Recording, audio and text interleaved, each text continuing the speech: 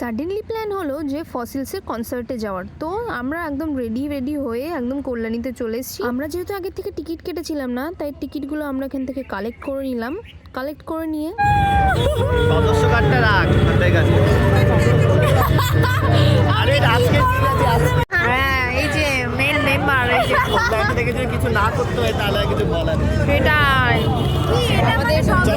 চলো সামনে চলো যে পাস। এরপর আমরা ভেতরে ঢুকলাম। আমাদের কাছে দুটো ভিআইপি পাসও ছিল, তো সেটা দিয়েও আমরা একদম ফ্রন্টে চলে গেছিলাম স্টেজে। আর এখানে তো খুব সুন্দর মেলা বসেছিল।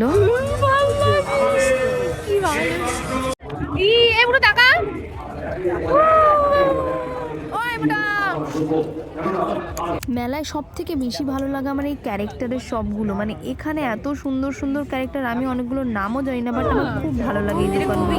তোমরা যারা যারা জানো, কল্যাণী বই উৎসব আর বই মেলা তো অনেক দিন ধরেই হয়। আমি এই বিগত 3 বছর ধরে আসছি, তো এখানে খুব ভালো ভালো কালেকশন দেখা যায়, অনেক কিছু জিনিস এক্সপ্লোর করা যায়, কিন্তু একটু দাম হয়। কি হলো এত হাইপ করে?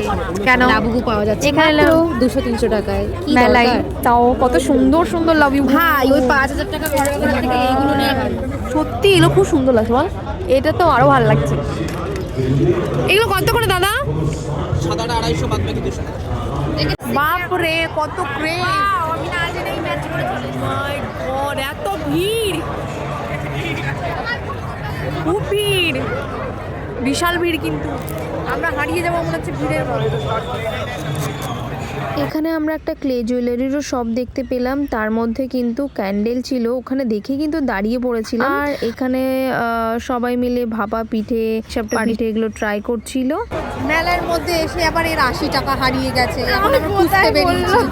আমার বিল হয়ে গেছে 3000 পয়সার ব্যাগ পড়ে যাবে, আমি পকেটে করে আনলাম, তাও থাকলো না। এরপরে আমরা একের পর এক খাবার খেয়েই যাচ্ছিলাম, সুইট কর্ন, কাবাব। আর এখানে তো বই মেলা, আমরা বইয়ের দিকে তো যাইনি। খাবো না বলে খা।